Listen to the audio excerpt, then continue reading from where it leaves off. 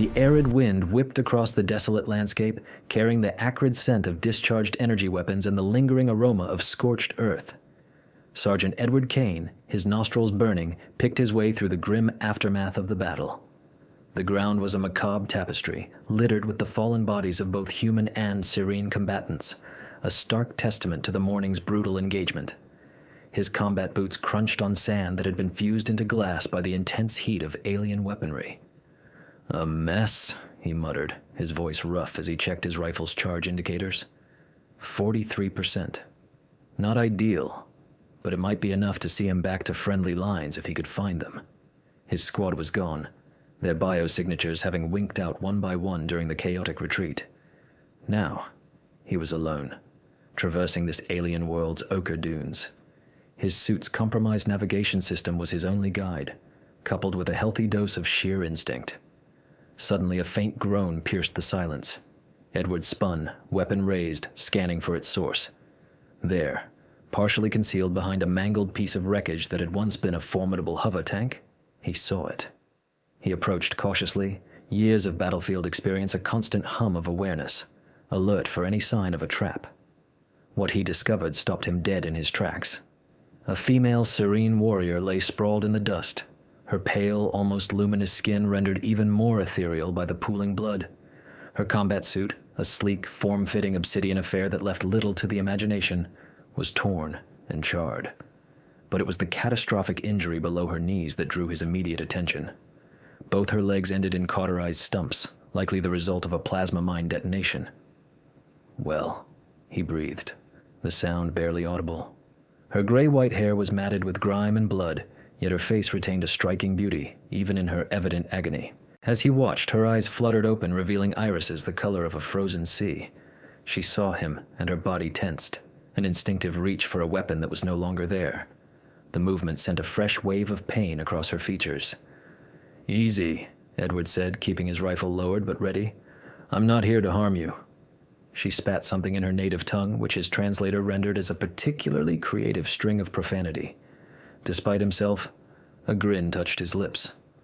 "Quite a mouth on you, for someone in your predicament."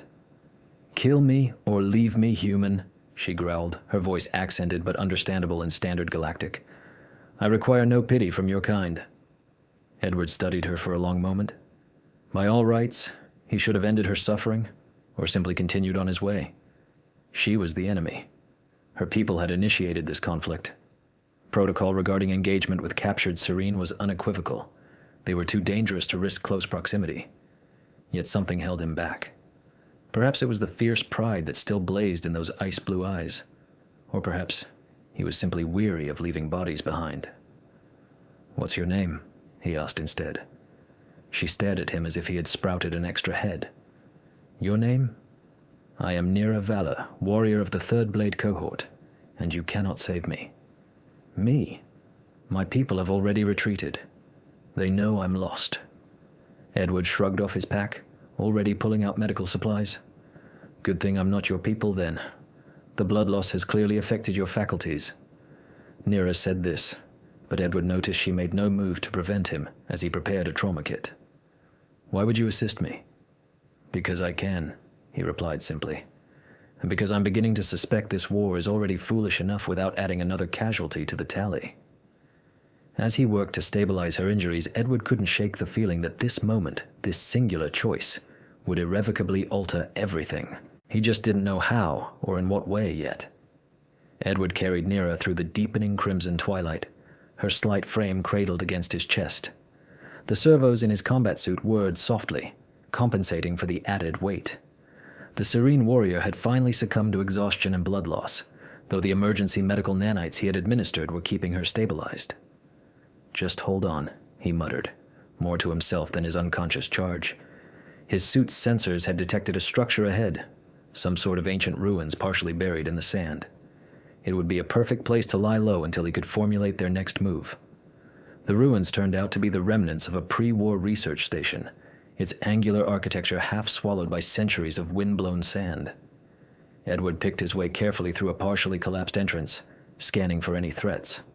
Finding none, he gently laid Nira down on a relatively clean section of the floor. The interior was surprisingly intact, with emergency lighting still functioning on minimal power. Ancient research equipment lined the walls, coated in a thick layer of dust. Whatever the scientists had been studying here, they had clearly left in a hurry when the war erupted. Edward set up a temporary camp, laying out thermal blankets and activating portable heaters to ward off the desert world's bitter night chill. He was just finishing when Nira stirred, her ice-blue eyes fluttering open. "Where?" she started, trying to push herself up. "Easy there, warrior princess," Edward said, moving to steady her. "We're safer now. Found an old research station." She glared at him but allowed him to help her sit up. "I told you to leave me." "Yeah, well, I've never been particularly good at following orders, especially stupid ones." He handed her a canteen. "Drink. You lost a lot of blood." Nira accepted the water with surprising grace, taking careful sips. "You are either the bravest or the most foolish human I have ever encountered." "I get that a lot," Edward grinned. "How are you feeling?" "Like I stepped on a plasma mine," she quipped, her attempt at dry humor surprising a laugh out of him. "The pain is manageable now." "Your medicine nanites," he confirmed. "They're stabilizing you and preventing infection. Military grade." She nodded, then looked down at her truncated legs with a grimace. "I am crippled. Useless as a warrior now." "Ever heard of prosthetics?" Edward said firmly.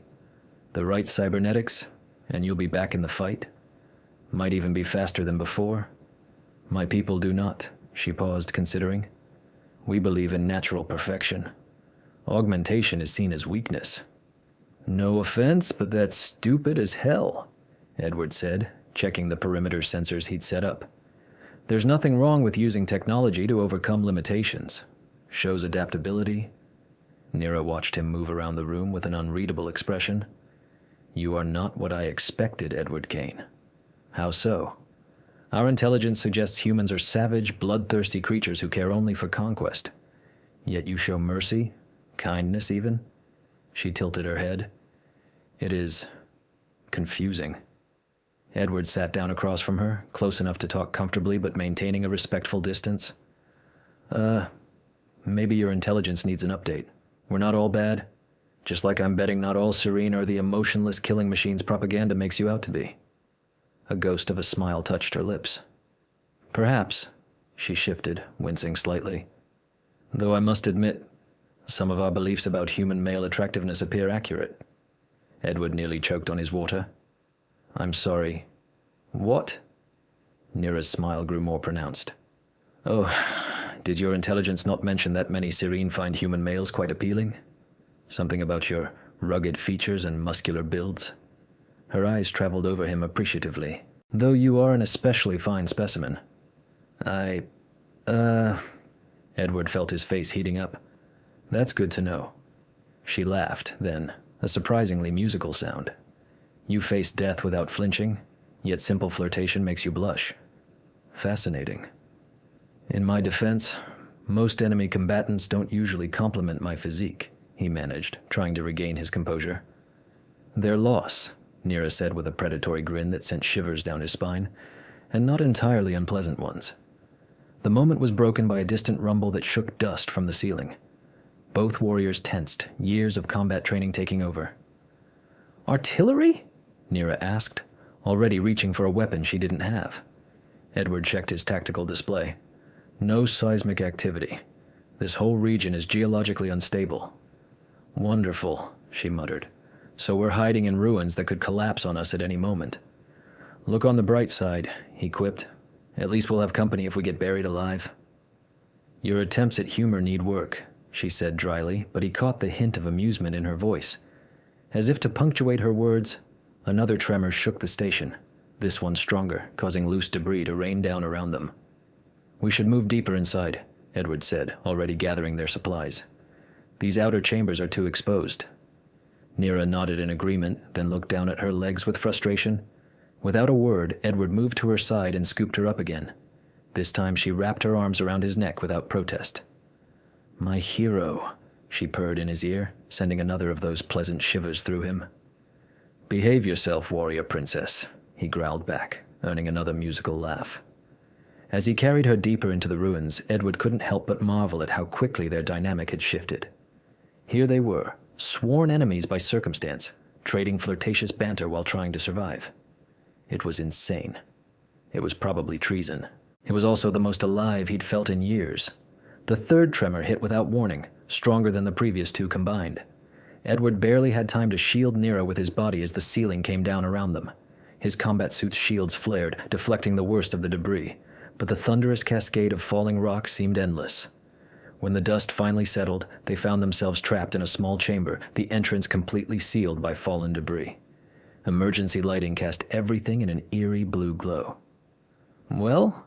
Edward coughed, checking his suit's diagnostics. "This is cozy." Nira shifted in his arms, her breath warm against his neck. "Your talent for understatement is remarkable," she paused, then added with a sultry tone, "though I can think of worse situations than being trapped in close quarters with a handsome human warrior." Edward felt his pulse quicken at her words. The small space left them pressed together, her lithe form fitting perfectly against him. "You're injured," he reminded her, and himself, "and we need to focus on getting out of here." "My injuries are stable thanks to your nanites," she countered, trailing a finger along his jawline. "And my people have different views on how to handle stressful situations." "Is that right?" he managed, trying to maintain his composure as she nuzzled against his neck. "We believe life should be embraced fully, especially in moments of danger." Her ice-blue eyes met his, filled with heat. "You've shown me such kindness, Edward Kane. Let me show you how my people express gratitude." "Nira," he breathed, fighting a losing battle against his growing desire. "This isn't proper?" She laughed softly. "We're enemies, trapped together in ruins on a forgotten world. I think we're well past proper, don't you?" Before he could respond, his suit's sensors blared a warning. "Oxygen levels dropping," he announced reluctantly, pulling back. "The cave-in must have damaged the station's atmospheric systems." Nira's expression turned serious. "How long?" 2 hours of breathable air, maybe less." He scanned the chamber. "There has to be another way out. These research stations usually had multiple escape routes." "Then we should find it quickly," she said, all business now. "Despite our intimate position. Unless you want our first kiss to be our last." Edward couldn't help but grin. "Already planning to kiss me, are you?" "Oh, I'm planning far more than that, my brave human," she purred. "But first, survival." He set her down carefully and began examining the walls with his suit's sensors. "There, behind that panel. I'm reading a maintenance shaft." Working together, they managed to pry the panel loose, revealing a narrow tunnel. Edward's suit lights illuminated smooth metal walls disappearing into darkness. "It's going to be a tight fit," he warned. "I don't mind tight," Nira replied with a wicked smile, "though you'll have to carry me again. Unless you prefer to drag me by my hair." "Don't tempt me, warrior princess." He scooped her up, trying to ignore how perfectly she molded against him. "Ready. Always," she whispered in his ear, sending shivers down his spine. The maintenance shaft was indeed cramped, forcing Edward to crawl on his elbows with Nira clinging to his back. Her occasional helpful adjustments of position were definitely not making it easier to concentrate. "You're doing this on purpose," he growled after a particularly distracting shift. "Of course," she admitted shamelessly.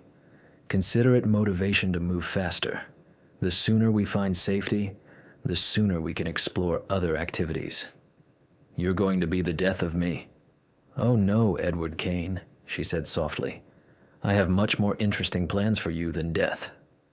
The shaft seemed endless, twisting through the station's infrastructure. Edward's suit sensors showed they were moving gradually upward, which he hoped meant they were heading toward the surface. The air was getting thinner, making each breath more precious. "Tell me," Nira said after a while, her voice thoughtful. "Why did you really save me? The truth, this time." Edward was quiet for a moment, considering. "Honestly, I'm tired of this war. Tired of seeing good people die for stupid reasons.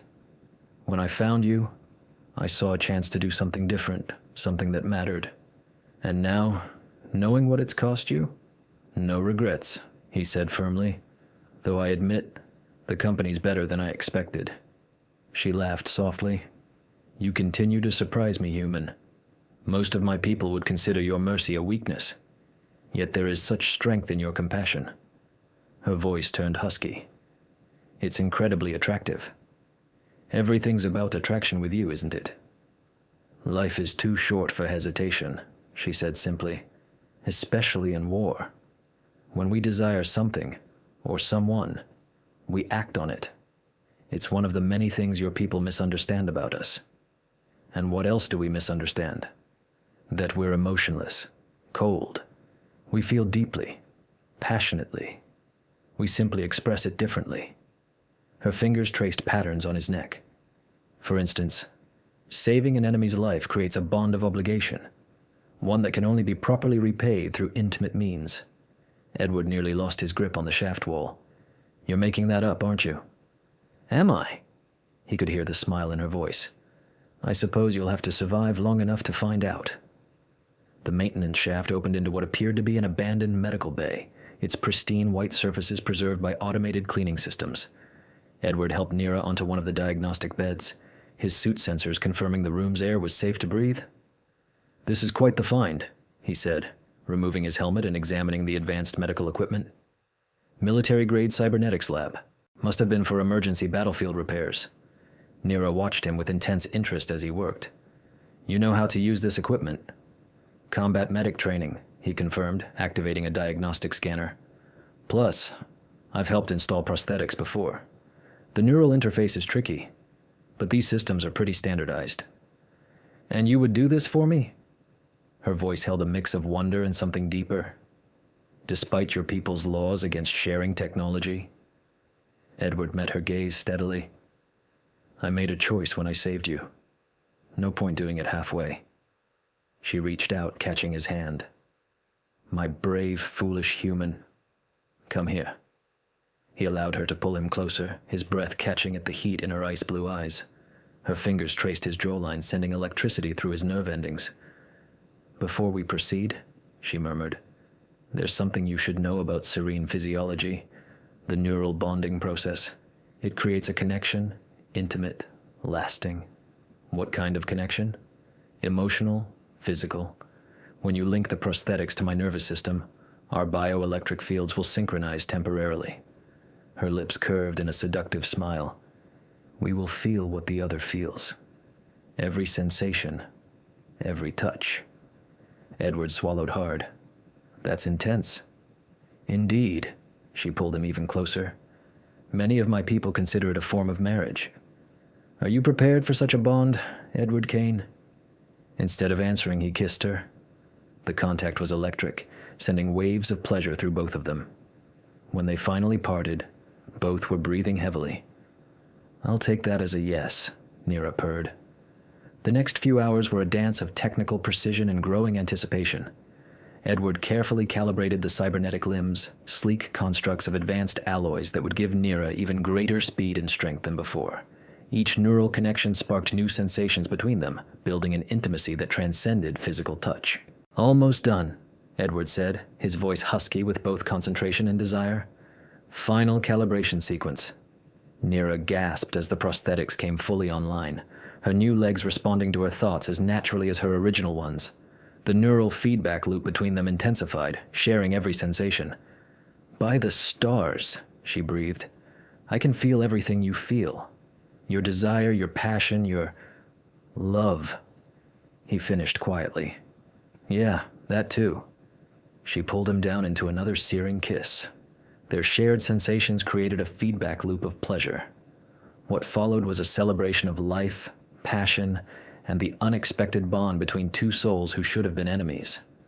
Hours later, they lay tangled together on the medical bed, their connection humming contentedly between them. Nira traced lazy patterns on Edward's chest while he played with her now clean silver-white hair. My people have a legend, she said softly, about warriors from beyond the stars who would bring change to our rigid ways. I never thought that it would be a stubborn human who refused to leave you to die. Edward finished with a grin. Precisely. She propped herself up on one elbow, testing her new legs with obvious pleasure. Though I must admit, the legend failed to mention how skilled these warriors would be at various activities. Happy to exceed expectations, he chuckled, then grew serious. What happens now? Now, She smiled mysteriously. Now we change everything. This bond between us, it's proof that our peoples aren't meant to be enemies, that something greater is possible. Your people won't see it that way. Neither will mine. Then we'll make them see.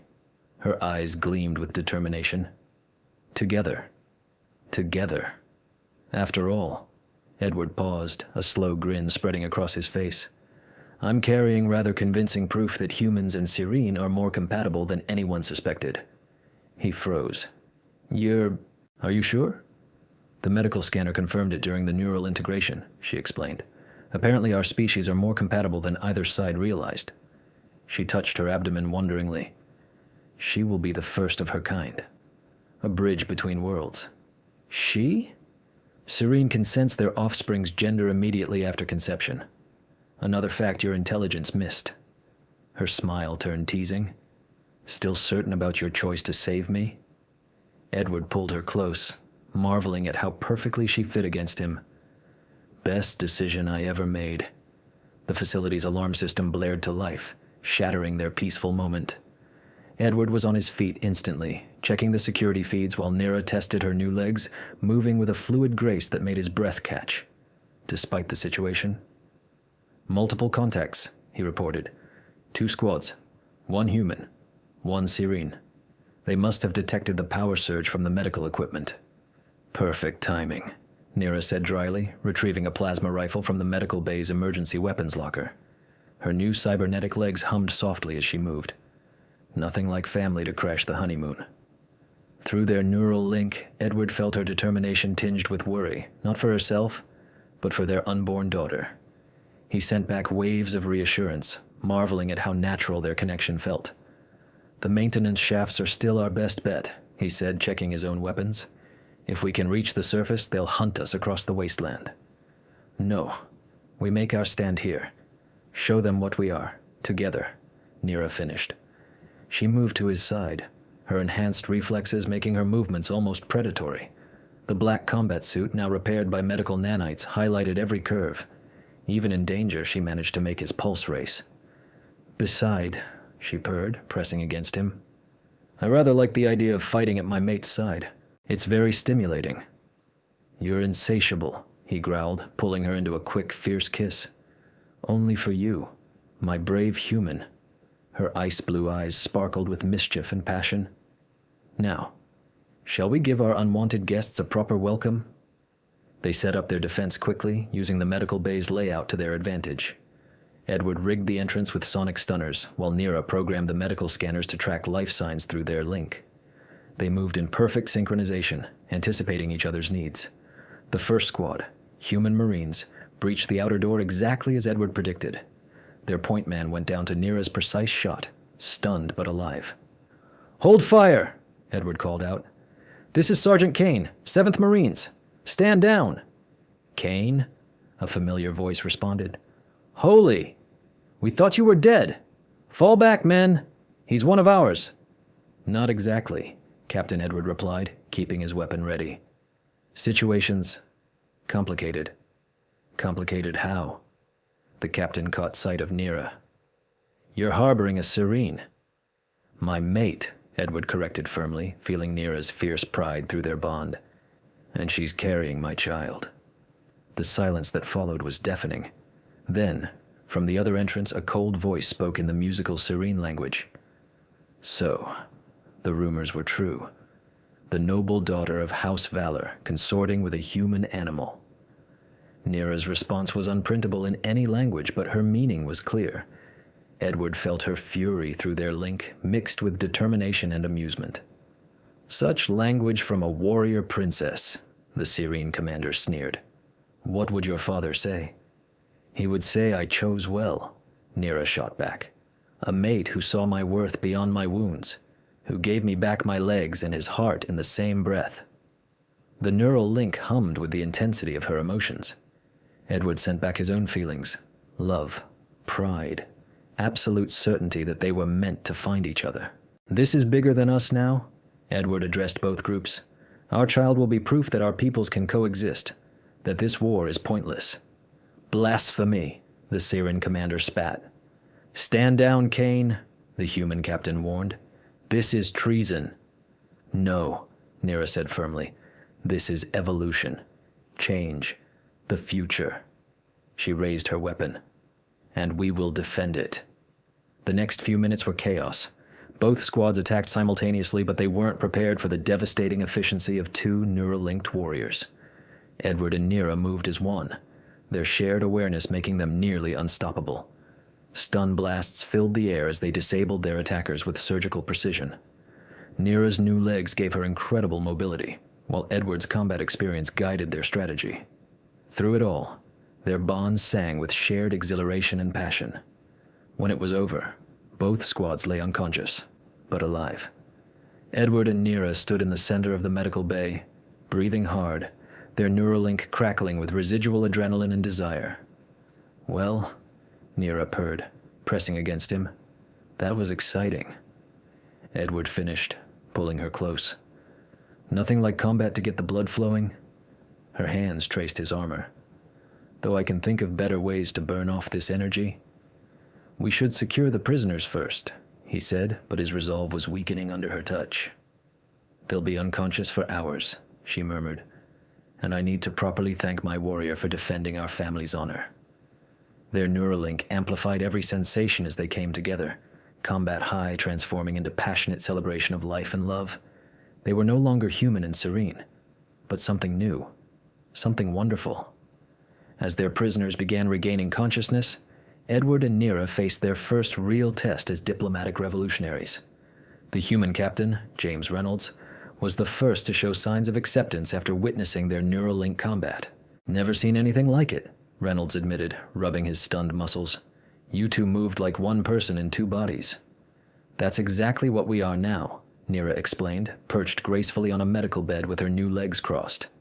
Through their link, Edward felt her satisfaction at the human's admiring glances at her cybernetic enhancements. "The neural bond is permanent, a marriage of minds as well as hearts." The serene commander, Lady Fenra, remained skeptical, but intrigued. "Such bonds are sacred among our people.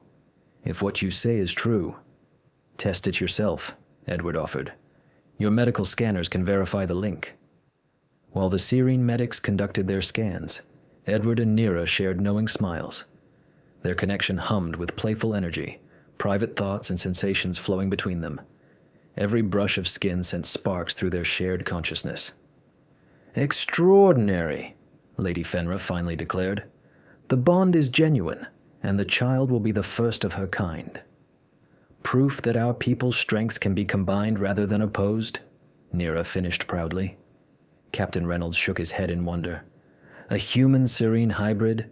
The brass is going to lose their minds." "They already have," Edward pointed out dryly. "That's why we're fighting this war." "But look at what we've accomplished here," Nira added. "Technology sharing, biological compatibility, neural synchronization. Everything both sides claimed was impossible because we never tried." Her hand found Edward's through their link, flowed memories of their first intimate moments, the surprising joy of discovering how perfectly they fit together. "We let fear and prejudice blind us to the possibilities."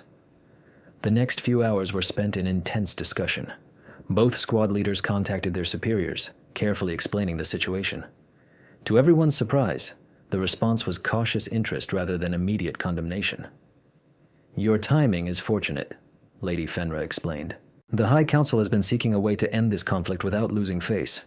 Your union could provide that opportunity." "Same on our side," Reynolds added. "The Senate's war coffers are running dry. They need a win that doesn't involve more blood." Edward felt Nira's spike of hope through their bond. "Then you'll help us spread the word? Find others who think like we do?" "Better," Lady Fenra smiled, the first genuine smile they'd seen from her. "We'll escort you to the peace talks personally. Both sides need to see what's possible when we stop trying to kill each other." The next few days were a whirlwind of preparation and growing support. Word spread through both military networks about the human Marine who saved a serene warrior, their impossible love, and the miracle child they'd created.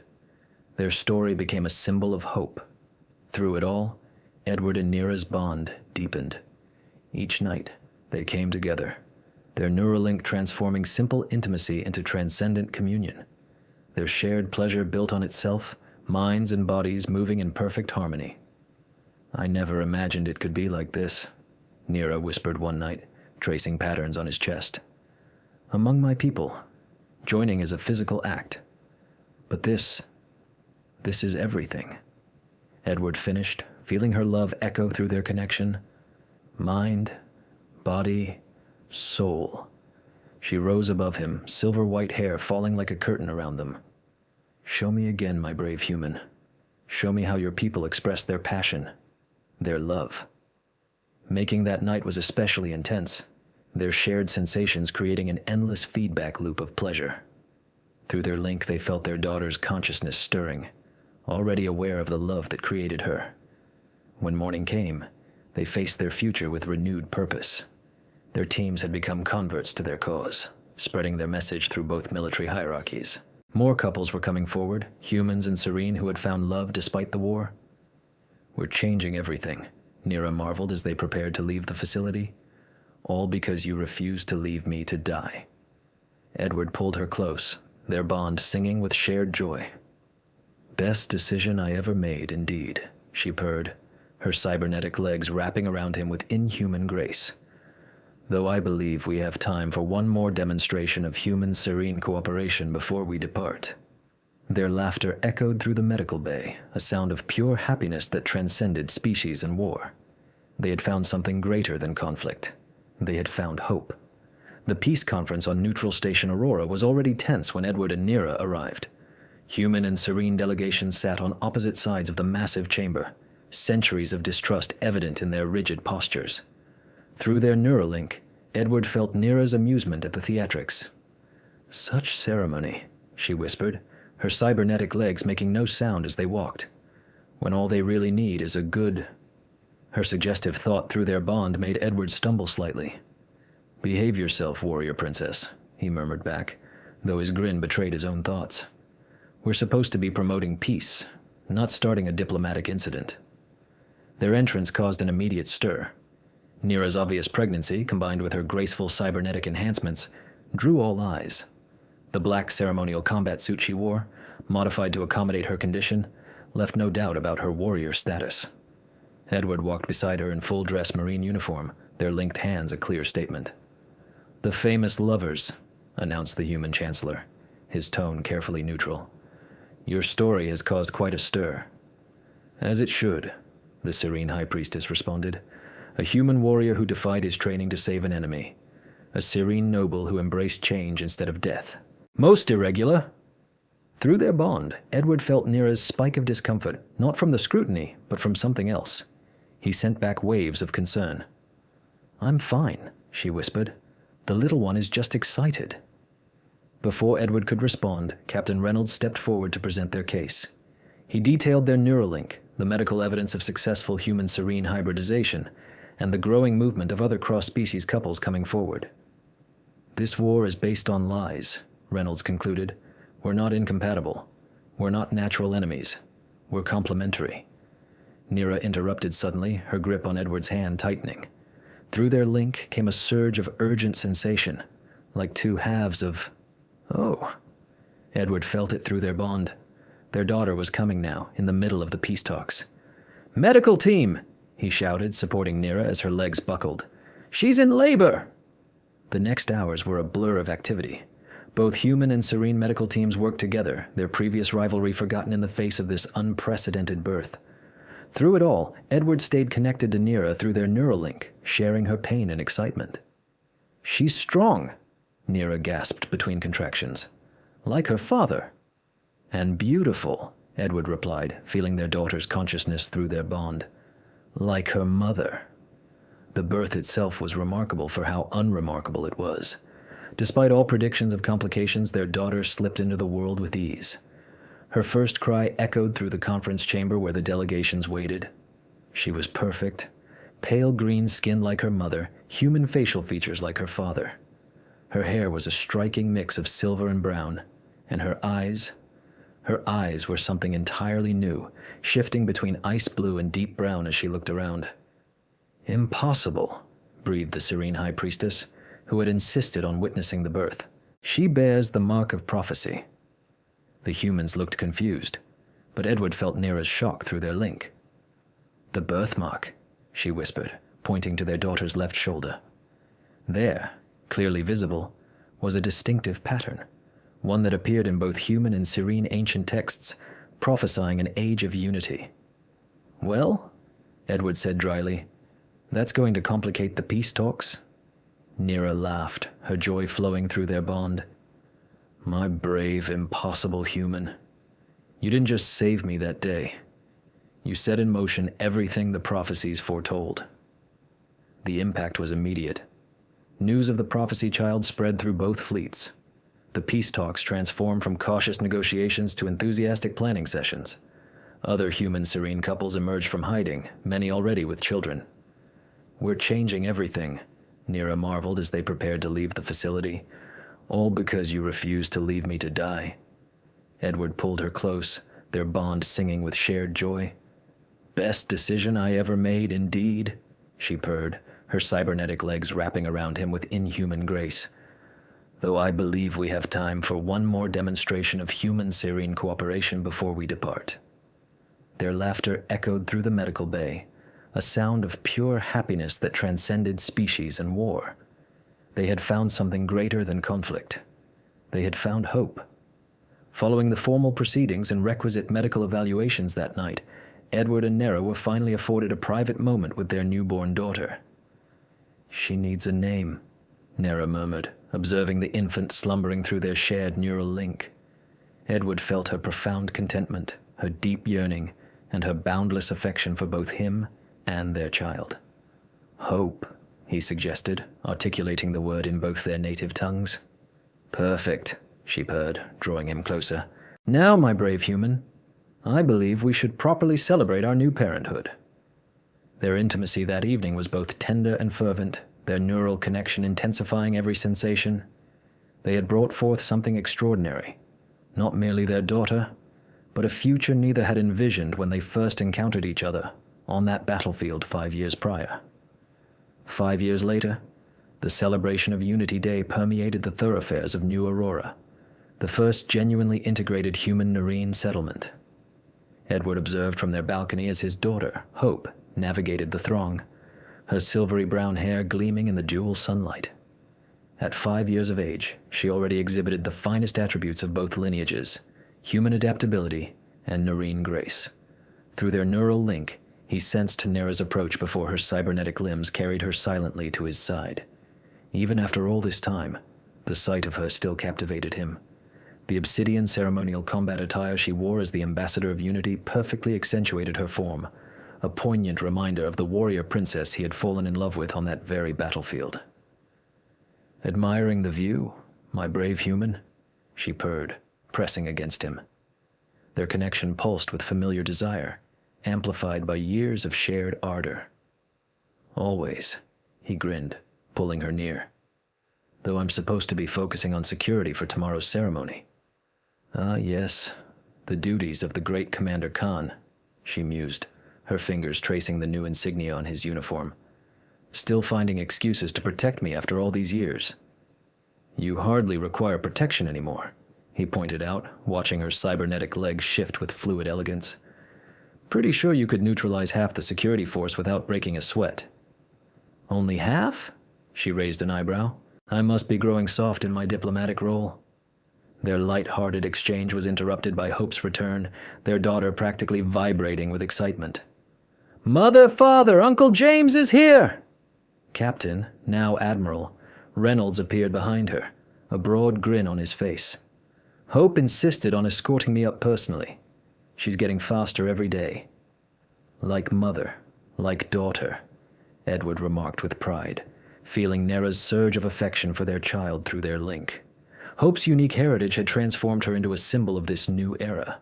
Her innate ability to seamlessly transition between human and Narine characteristics had revolutionized the understanding of both species' genetics.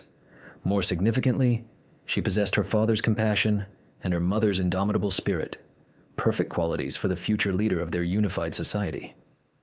"The other children are gathering for the Unity Dance," Reynolds announced.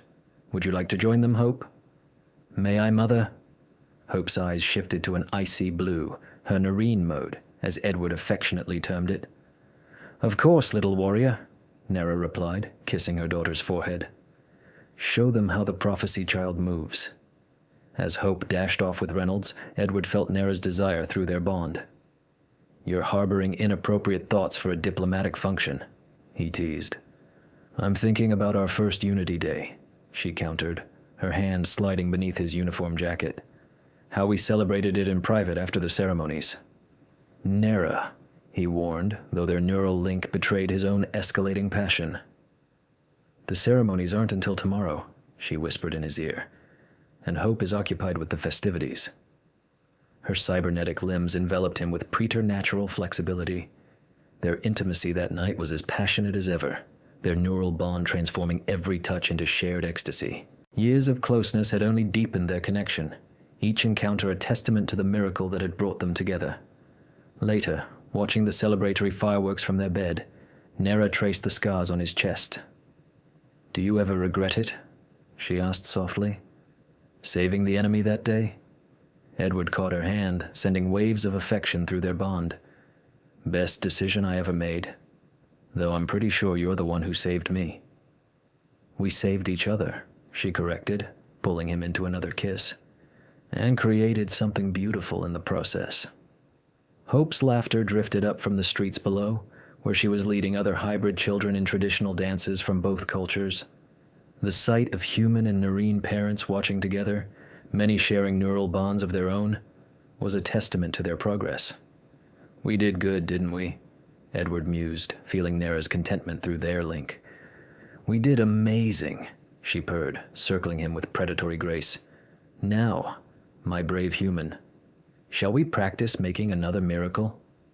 Their passion ignited anew, a celebration of life and love that transcended species. Through their neural bond, they felt Hope's joy in the festivities below, their daughter's existence a constant reminder that sometimes the greatest acts of courage were simply acts of love. As the twin suns rose on another day in their shared paradise, Edward held his warrior princess close, marveling at how a single choice on a battlefield had reshaped the universe. Their love had healed more than Nera's wounds. It had mended generations of animosity, forging a future neither could have conceived, all because a resolute human Marine refused to abandon a wounded Narration warrior to perish.